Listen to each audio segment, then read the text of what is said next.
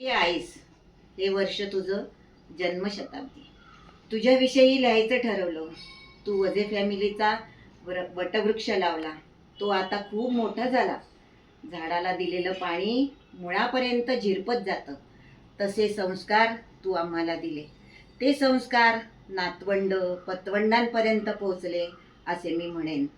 एक चित्रपट बनवला तरी तुझ्या आठवणी न संपणाऱ्या आहेत. तू आयुष्यात खूप संघर्ष केला, त्याचं दुःख कधीच दाखवलं नाही. तुझी कष्ट करण्याची ताकद, त्याला आनंदाने सामोरे जाणे हे आम्ही बघितलं. तुझ्याकडून आम्हाला खूप खूप शिकायला मिळालं. हे मनोमन जाणवतं. कुछ तो अलग है याची सतत जाणीव होत असते.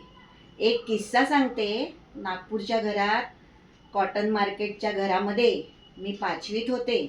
तू मला 5 रुपये द्यायची. त्यात 1 पाव तूर डाळ, तेल, साबण, चहा, साखर, कॉफी आणायला सांगायची. गरिबीची झळ कधीच लागू दिली नाही. पण पैसे राखणं, चांगल्या वस्तू आणणं, भाव करणं हे त्यातून आम्ही शिकत गेलो. अजूनही करतो. लहान असताना तू सोनं, चांदी, कपडे, सुकामेवा, दूध, तूप दिलं नाही, पण ताजे अन्न आणि फळं दिली. एक गमतीचा भाग म्हणून सांगते. शेगडीवरचा पितळी कुकर शिट्टी न वाजणारा, त्यात केलेला वरण भात, तो आम्ही सगळेजण खाऊन तरी पण तो उरायचा. आणि कारखान्यातून येताना हातात पिशवी नसताना ताजी फळं पदरात घेऊन आमच्या पुढ्यात टाकायची आणि आम्ही ती खाल्ली. ती जी ऊर्जा आम्हाला मिळाली ती कधीच विसरणार नाही.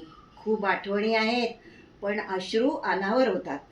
आणि आता पेनची रिफिल पण संपली, म्हणून मी तुझ्याशी आता फोनवरच बोलते. आई, तुला एक सांगायचंच राहिलं ग.